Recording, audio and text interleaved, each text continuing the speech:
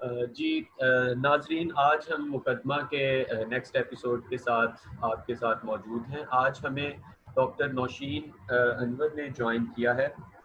Doctor Nausheen जो है वो पिछले काफ़ी अरसे से एक तो आईबीए कराची में एज प्रोफेसर सिटी प्लानिंग और अर्बन जो इश्यूज हैं और जो टॉपिक्स हैं उन पे पढ़ा रही हैं। उसके अलावा आप जो है वो पिछले कई सालों से रिसर्च कंडक्ट कर रही हैं जो डिफरेंट इश्यूज हैं इस वक्त, ना सिर्फ पाकिस्तान के अंदर बल्कि जनरली जो ग्लोबल साउथ के अंदर अंडर कंट्रीज आती हैं, उनमें जो अर्बन गवर्नेंस के और अर्बन प्लानिंग के इश्यूज हैं उनके ऊपर बहुत ज़्यादा डॉक्टर साहिबा ने लिखा है। और उसके अलावा जो क्लाइमेट चेंज के इर्द गिर्द डिबेट्स होती हैं उनमें भी डॉक्टर नौशीन जो हैं वो थ्रू हर राइटिंग्स कॉलम्स अपना जो पॉइंट ऑफ व्यू है वो सामने लाती रहती है। सबसे पहले तो हम इनका बहुत ज़्यादा शुक्रिया अदा करते हैं कि इन्होंने वक्त निकाला इतने मुश्किल हालात में। मज़ीद वक्त ज़ाया किए मैं बढ़ता हूँ आज के प्रोग्राम के बाकायदा आगाज़ के लिए।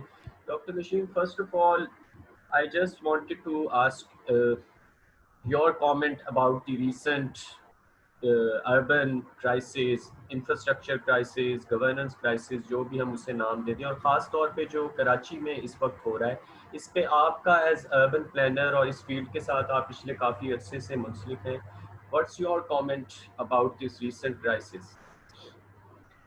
शाहिद, सबसे पहले बहुत बहुत शुक्रिया मुझे इनवाइट करने का ऑन मुकदमा। It's a real privilege.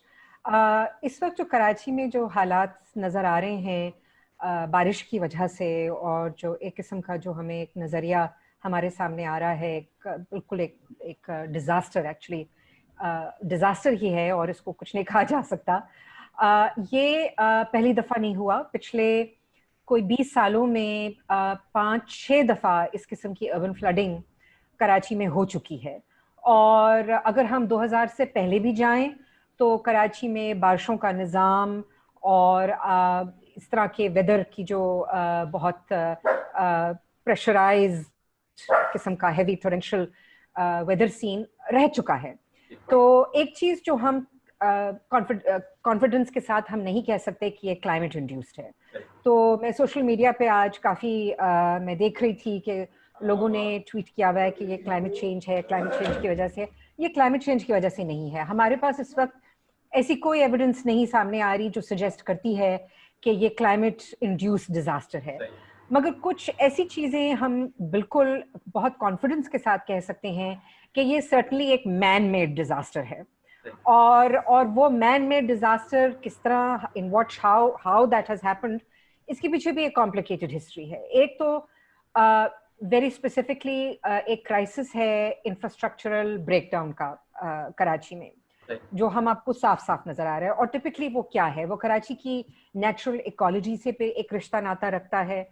और इसेंशली अगर मैं इसको बहुत सादा लफ्ज़ों में, सिंपल अल्फाजों में अगर मैं इसको पेश करूं, तो वो ये है कि कराची के जो 60 मेन जो नले हैं, जो नेचुरल ड्रेनेज सिस्टम्स हैं, वो पिछले 30-40 साल से बिल्कुल ब्लॉक हो चुके हैं for a variety of different reasons. और वो जो 60 मेन नले हैं, जो आगे से कुछ हजारों और नलों के साथ जिनका उनका रिश्ता नाता था, वो हजारों नले जो हैं वो तो बिल्कुल टोटली ब्लॉक हो चुके हैं।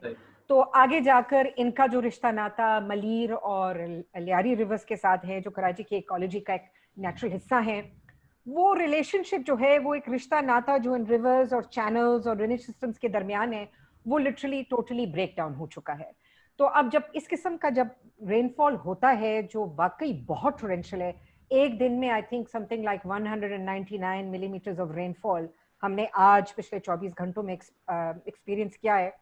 तो अब पानी कहीं ना कहीं तो जाएगा ना, कहीं तो फ्लो करेगा। तो जब आपके ड्रेनेज चैनल्स ब्लॉक हो चुके हैं और मलील रिवर्स के थ्रू भी पानी फिर समंदर की तरफ नहीं जा रहा, तो फिर उसका एक ही नजरिया होगा, वो रोड्स पे आ जाएगा, आपकी टर्शरी लेन्स में, आपकी प्राइमरी लेन्स में, आपकी सेकेंडरी लेन्स में। फिर साथ साथ वो सारे जो नले हैं, खास तौर पे जो बरसाती नले हैं, वो पिछले कुछ 20 सालों से they become a dumping ground for all of the cities garbage. और पिछले 10-15 सालों में जो गार्बेज कलेक्शन और सैनिटेशन मैनेजमेंट का सिस्टम है कराची में, वो भी ब्रेक डाउन कर चुका है। उसके गवर्नेंस डायनामिक्स, उसकी जो सियासती, उसका जो अपना सियासती निज़ाम है, वो भी बहुत कॉम्प्लिकेटेड है। उसमें वो तू मैं आजकल हो रही है सिंध प्रोविंशियल गवर्नमेंट और जो पुरानी जो रीजनल पार्टीज थी MQM जैसी पार्टीज के उनके दरमियान की लोकल बॉडीज होनी चाहिए, उनके इख्तियार में होना चाहिए सैनिटेशन और सीवेज डिस्पोजल कलेक्शन वगैरह का सारा इशू। एंड आई थिंक कि फंडामेंटली बुनियादी तौर पे एक बहुत इंपॉर्टेंट पॉइंट है। तो as a combination of all these factors अब हमारे सामने ये एक डिजास्टर आ गया है। और एंड मैं दोबारा से कहना चाहती हूँ कि ये पिछले साल भी हुआ और उससे पिछले जो साल आ चुके हैं अर्बन फ्लडिंग के, उनमें भी हमें ये डिजास्टर नजर आया। मगर जो बुनियादी सवाल अब जो सामने उठता है वो ये है कि अब क्या किया जाएगा, राइट? तो हर साल जब ये चीजें सामने आती हैं तो हमारे जो पॉलिटिशियंस हैं, हमारे जो सियासतदान हैं, हमारे जो ब्यूरोक्रेट्स हैं सीनियर, और आर्मी से लेकर पॉलिटिकल पार्टी से लेकर सीनियर ब्यूरोक्रेट्स तक, सुनने में आता है कि अब एक नया प्लान बनेगा और ये चीज़ नहीं होगी। अभी कुछ दिनों पहले जब जुलाई में बारिशें हुई थी तो कहा गया था कि आर्मी को लाया जाएगा और नेशनल डिजास्टर मैनेजमेंट अथॉरिटी आई और उन्होंने अपेरेंटली नले साफ किए, मगर कुछ नजर नहीं आ रहा सामने कि इस काम का नतीजा क्या था और वो भी किस हद तक हेल्प कर सकती हैं, क्योंकि वो इंटरवेंशंस भी सिर्फ एक बैंडेड इंटरवेंशन, जैसे एक चोट होती है, स्क्रैच आता है, फिर थोड़ी देर के लिए आप वो थोड़ा सा वो दवाई लगाते हैं, बैंडेड लगा देते हैं, तो एक्चुअल जो स्ट्रक्चरल इश्यूज हैं उनके साथ कोई no one is dealing with them. So this is a very serious situation, it is a very scary situation, क्योंकि आने वाले दिनों में क्लाइमेट चेंज, क्लाइमेट इमरजेंसी तो हमारे सामने है। पाकिस्तान, साउथ एशिया, पूरा south Asia is very much in the I of the storm जहां तक क्लाइमेट इमरजेंसी के इश्यूज हैं। और हम देख चुके हैं कि पाकिस्तान की जो दूसरी रीजन्स हैं, नॉर्दर्न रीजन्स हैं, वहाँ पर ग्लेशियल मेल्ट के इश्यूज, और सिंध की अगर हम रूरल सिंध की तरफ चले जाएं, इंडस की तरफ चले जाएं, वहाँ पर जो डिस्प्लेसमेंट हो रही है उसकी वजह से उसका जो इम्पैक्ट आ रहा है अर्बन सिंध के बड़े और छोटे शहरों पे भी अर्बनाइजेशन के तहत से, तो दिस मीन्स के इंफ्रास्ट्रक्चर पे और लैंड पर और इन चीज़ों पे प्रेशर बढ़ता जा रहा है। तो क्लाइमेट चेंज का अपना जो नज़रिया है वो शायद इस बारिश की तरफ से इतना उसका रिश्ता नहीं है, मगर उसका फिर इनडायरेक्ट और चीज़ों के साथ रिश्ता जुड़ गया है। तो आने वाले दिनों में कराची जैसे शहरों पे जो एक प्रेशर आएगा और बढ़ता जाएगा, और साथ साथ में अगर ये इंफ्रास्ट्रक्चर का नजरिया रही रहेगा, तो this is a mega disaster, actually an absolute mega disaster. आपके इसी कमेंट से नेक्स्ट क्वेश्चन जो है मेरा वो आता है, ये अब पिछले काफ़ी अरसे से ख़ास तौर पे सोशल मीडिया पे हमें थोड़ा बहुत एक सिलेक्टेड ऑडियंस के अंदर ये डिस्कोर्स नज़र आता है कि पाकिस्तान का जो अर्बन डेवलपमेंट का मॉडल है वो फेल हो रहा है, उसके इंफ्रास्ट्रक्चरल मसले हैं, गवर्नेंस के मसले हैं, लोकल बॉडीज़ के अपने मसले हैं। थोड़ा सा अगर आप जो आम लोग हैं जो देखेंगे इस प्रोग्राम को, उनको थोड़ा सा ये अगर आप बताएं कि एक्चुअली में जो पाकिस्तान जैसी कंट्रीज़ हैं उनका डेवलपमेंट मॉडल इन जनरल और अर्बन डेवलपमेंट मॉडल है क्या, वो किन प्रिंसिपल्स के ऊपर ये इतने बड़े बड़े जो शहर हैं प्लान कर रही है, जो पाकिस्तान जैसी स्टेट्स हैं वो प्लान कर रही हैं। तो शायद एक तो ये है कि हमारा अर्बन डेवलपमेंट मॉडल हमने है भी क्या, ये एक बहुत अहम सवाल है। हाँ, कोई है भी या नहीं? आई मीन मल्टीपल मॉडल्स हैं, मैं ये कह सकती हूँ, राइट? और वो भी हमने यहाँ से लिए, वहाँ से लिए। फंडामेंटली एक चीज जो डेफिनेट है वो ये है कि हमारा पूरा जो, अगर हम इसको एक अर्बन डेवलपमेंट मॉडल कह भी सकते हैं, सो फार वो जिस तरह चल रहा है वो एक बहुत सेंट्रलाइज्ड तरीके से चल रहा है। जब हम पाकिस्तान के गवर्नेंस स्ट्रक्चर्स की तरफ नज़र उठाते हैं, तो जनरली स्पीकिंग हम फेडरल गवर्नमेंट और प्रोविंशियल गवर्नमेंट के बियॉन्ड हम सोचते नहीं हैं बहुत ज़्यादा। पर अब कराची की जो अर्बनाइजेशन, पाकिस्तान की जो अर्बनाइजेशन डायनामिक्स है वो बहुत बदल गई हैं पिछले 40-50 सालों में। We are one of the most fastest urbanising countries in the world, certainly in South Asia and perhaps to a large extent in the world also. तो इसके साथ साथ फिर हमारे जो गवर्नेंस स्ट्रक्चर्स हैं उसकी जो अकोमोडेशन है इन डायनामिक्स के लिए वो नहीं बदली, तो ये सिस्टम अभी भी बहुत सेंट्रलाइज्ड है। तो इसलिए हम कुछ आप दूसरे मुल्कों की तरफ अगर आप नज़र करें, फॉर इंस्टेंस तो अगर आप ब्राज़ील की तरफ देख लें फॉर इंस्टेंस, तो या अफ्रीका की तरफ, अफ्रीका में भी बहुत सारे मुल्कों की तरफ, I mean I am by no means am I saying कि ये परफेक्ट एग्जांपल्स हैं, परफेक्ट एग्जांपल कहीं भी नहीं है। शायद सिंगापुर हो, मगर सिंगापुर के अपने बहुत मसले मिसाइल हैं।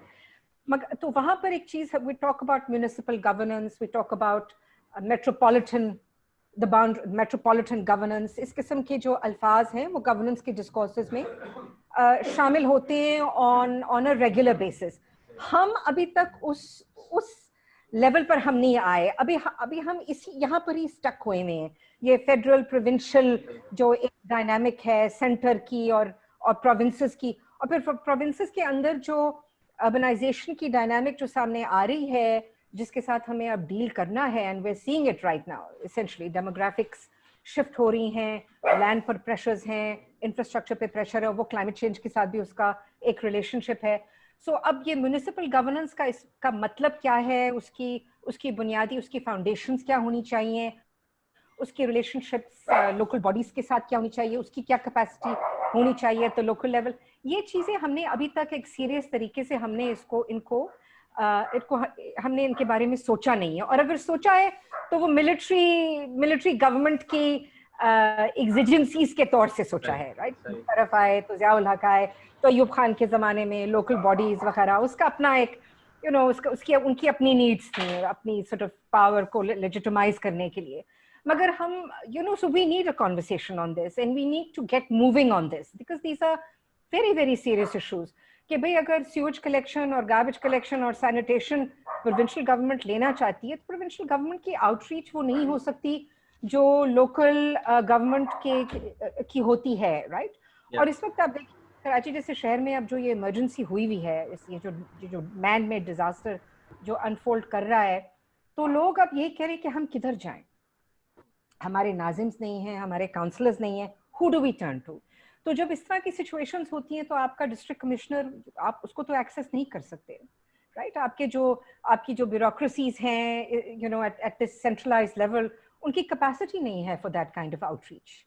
सो ये अब ये बहुत सीरियस मसले मसाइल हैं मेरा ख्याल में पाकिस्तान के सारे शहरों के लिए, और ख़ास कर कराची जैसे शहर के लिए जो एक बहुत बड़ा शहर है जिसकी पॉपुलेशन 20 मिलियन प्लस है, if we can even call it that, we not entirely sure, क्योंकि 2017 सेंसस की अपनी बड़ी कंट्रोवर्सीज थी। So before moving to my last question, just a quick question जो मेरे अभी माइंड में है। अभी रिसेंट कॉन्वर्सेशंस काफ़ी ज़्यादा हुई हैं जब कराची में, क्योंकि पिछले 2-3 हफ्ते से जो बारिशों का सिलसिला है वो जारी है, तो बीच में ये भी बात हुई जब ब्लेम गेम शुरू होती है सेंटर की तरफ से और फिर प्रोविंशियल गवर्नमेंट भी उसी तरह रिस्पॉन्ड करती है, तो ये बात शुरू हुई कि कराची को डिवाइड कर देना चाहिए, किमाड़ी को अलहदा कर देना चाहिए या किसी और। तो डू यू थिंक कि दीज काइंड ऑफ सॉल्यूशंस जो हैं, जो कि आप प्योरली पॉलिटिकल या अपनी जो एडमिनिस्ट्रेटिव और दूसरी इनकैपेसिटीज़ हैं उनको छुपाने के लिए आप बस फ़ौरन सोशल मीडिया पे कह देते हैं, ये सफिशिएंट है इस तरह के जो? इट्स प्रॉब्लमैटिक, ये भी एक बहुत बड़ा मसला है। तो मुझे अभी तक नहीं समझ आई कि किमाड़ी को अब क्यों डिक्लेयर कर रहे हैं एज येट अनदर डिस्ट्रिक्ट। मुझे I still don't understand it. So social media पे और कुछ और फोरम्स में ये कहा जा रहा था कि ये एक चाल है पीपीपी को थोड़ा अपने वोट बैंक रखने के लिए, क्योंकि आखिरकार कराची में फिर उनका अपना जो उनका अपना जो स्कोप है वोट्स के तहत से वो नहीं रहा जो पहले था, क्योंकि अब पीटीआई आ गई और भी पार्टीज हैं। I don't know, this is a debate, this is debatable, इसके बारे में मैं कुछ नहीं कह सकती। तो अब बात सारी ये है कि अब हम उसी चीज़ पर शायद अटके हुए हैं, और वो ये है कि वोट्स कहाँ से आएंगे, तो हम फिर यहाँ से इस एरिया को यहाँ से शिफ्ट करें, उधर लेकर जाएं। और ये क्योंकि अब लोकल इलेक्शंस आने वाली हैं, अब उसकी डिक्लेरेशन होपफुली आएगी, तो ऑन ग्राउंड ऑलरेडी ये sort of people are raving up, सारी पार्टीज दे नो कि ये सिलसिलेवार खेल अब आहिस्ते आहिस्ते अनफोल्ड होगा। मगर इशू फिर यही है ना जी कि अगर आपने ये नई डिस्ट्रिक्ट्स बनानी है, और तो बेसिकली आपकी जो गवर्नेंस की कैपेसिटी है वो तो वैसे ही खिंच चुकी है, और इट्स लाइंग इन टैटर्स, वो तो नजर आ रहा है सामने। तो अब नए डिस्ट्रिक्ट्स बनाने से और नए कराची को सेक्शन ऑफ करने से फायदा क्या होगा? What will be the ultimate issue or the ultimate gain in all of this? I don't see how people will gain. Maybe politicians will gain here and there for a short time, but जो आम आदमी और आम औरत है उसकी जिंदगी में क्या गेन आएगा? This is highly questionable, because उनके लिए तो जो issues हैं वो ये हैं सर्विस डिलीवरी के, बिजली, पानी, सीवेज, वाटर कनेक्शंस, जो सारी जो आपकी बेसिक एंटाइटलमेंट्स हैं as citizens, as urban citizens, और वो जो राइट्स एंड एंटाइटलमेंट्स हैं वो इस वक्त डिलीवर नहीं हो रहे, तो फिर all this cutting and plotting really will not serve, I think my internet connection has become very unstable. Zahid, can you still hear me? Yeah, I can hear you, but just I'm moving towards the last question. Okay. Yeah. So आपने बड़ी अच्छी तरह एक तो ये बताया कि जो डेमोग्राफिक चेंजेस हैं, क्विक फिक्सेस आप जिन्हें कह लें अर्बन प्लानिंग में, इसके थ्रू इन क्राइसिस के साथ डील नहीं किया जा सकता। अब पूरी दुनिया में इस वक्त बहुत ज़्यादा ये डिबेट्स शुरू हो रही हैं कि किस तरह से क्लाइमेट चेंज, और हर नए दिन वार्निंग आई होती है कोई ना कोई कि आप बहुत कम टाइम रह गया है, हमें जल्दी से पूरा अपना जो एनर्जी सिस्टम है, फूड सिस्टम है, ट्रांसपोर्ट सिस्टम है, इनको रिवैम्प करना होगा। और ग्लोबल ग्रीन न्यू डील्स की भी बातें हो रही हैं, यूरोप के अंदर भी, यूके में भी, यूएसए में भी। तो पाकिस्तान के अंदर, क्योंकि पाकिस्तान जैसे कि आपने पहले बताया one of the will be और अभी भी one of the most affected countries due to climate change जो ग्लोबल साउथ में है, उनमें पाकिस्तान भी शामिल है। किस तरह से यहाँ पे जो अर्बन गवर्नेंस, अर्बन इंफ्रास्ट्रक्चर और फिर जो क्लाइमेट चेंज की पॉलिटिक्स के अराउंड क्वेश्चंस हैं, इनको ब्रिज किस तरह से किया जा सकता है, आर्टिकुलेट किस तरह से किया जा सकता है एक ऐसे इन्वायरमेंट में जहाँ पे पोलराइजेशन बहुत ज़्यादा है, पार्टीज़ की अपनी लिमिटेशंस हैं, उनके अपने मसाइल हैं, तो किस तरह से एक जो हम जिसे कह सकते हैं एक इकोलॉजिकल वर्किंग क्लास जो पॉलिटिक्स है वो सामने आ सकती है, जो कि इन सारे इश्यूज को एड्रेस कर सकती है।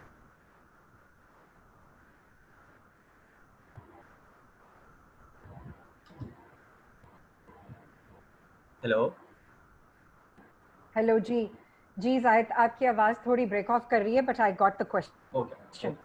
सो मैं बहुत जल्दी से आपको इसका जवाब देती हूँ। I don't have a definitive answer. मैं एक एकेडमिक हूँ, मैं एक रिसर्चर हूँ, तो मैं आपको अपने वेंटेज पॉइंट से बताती हूँ किस हद तक मेरा जैसा बंदा इस तरफ कुछ सोल्यूशन या कुछ फैसिलिटेशन दे सकता है। आई थिंक के यूनिवर्सिटीज जो हमारे इल्मी इदारे हैं और जो हमारे स्टूडेंट्स हैं, वो एक हमारे इल्मी इदारे खासकर एक बहुत इम्पोर्टेंट रोल प्ले कर सकते हैं इस पर्टिकुलर मोमेंट में to bridge this gap essentially. तो आई थिंक के और ये एक एंड आई सी के और मैं समझती हूँ कि हमारे इल्मी इदारों का रोल इसमें बहुत बुनियादी है और बहुत ही फैसिलिटेटिंग तरीके से आगे बढ़ सकता है। And this is not just कि हम कोर्सेज टीच करें और हम नए किस्म के थॉट्स इंट्रोड्यूस करें, वो भी बहुत इंपॉर्टेंट है, मगर हम फोरम्स क्रिएट कर सकते हैं इन चीज़ों के लिए जहाँ पर लोग ज्वाइन, एक आम आदमी और एक आम औरत भी आकर ज्वाइन कर सकता है। और आई थिंक कि यहाँ पर एक किस्म के तरीके से एक मोमेंटम इस वेंटेज पॉइंट से भर सकता है जो आप कर रहे हैं। मुकदमा इज वन सच वेंटेज पॉइंट। मैं डायरेक्टर हूँ कराची अर्बन लैब की, मेरे कॉलीग्स मेरे साथ शामिल है, हम भी इस कशिश में जारी हैं। और and this is an uphill battle, this is not something that is easily done, मगर आई थिंक कि हम अगर थोड़ी कशिश इस तरफ थोड़ी कोशिश करते रहे इन दिस डायरेक्शन, तो शायद वो दिन आ जाए जहां पर एक मोमेंटम और एक क्रिटिकल मैस बन जाए। तो आई थिंक कि इल्मी इदारों का इसमें रोल प्ले करना बहुत बहुत इम्पोर्टेंट है। Thank you so much doctor Nausheen. आप बहुत ज़बरदस्त तरीके से आपने काफ़ी आसान लफ्ज़ों में भी जो पूरे क्राइसिस हैं, मल्टीपल क्राइसिस हैं, गवर्नेंस का, कैपेसिटी का, प्लानिंग का, फिर पॉलिटिकल पार्टीज़ के जो अपने मसले मसाइल हैं, उन पे आपने बताया। Thank you so much. इसके साथ ही हमें इजाज़त है, नेक्स्ट एपिसोड में हम फिर आपसे मुलाकात करें। बहुत बहुत शुक्रिया, खुदा हाफिज़।